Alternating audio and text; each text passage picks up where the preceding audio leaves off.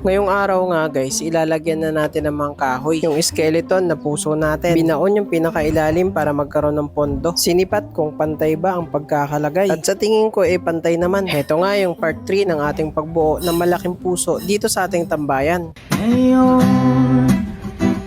walang natagpuan.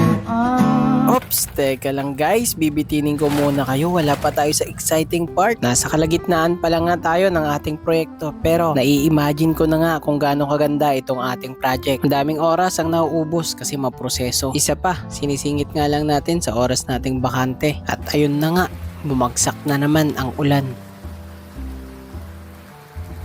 Di na naman natin may pagpapatuloy kasi dumaan na naman ng weekends. At pag weekends, matik, may budel dito sa ating tambayan. Teka lang guys, di pa matibay yan. Yung anak nyo, pakitingin naman.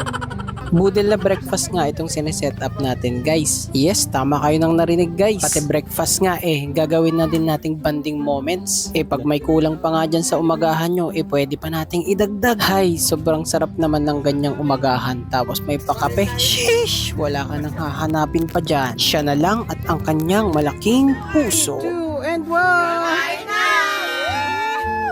Yun o, kain na po. Thank you po.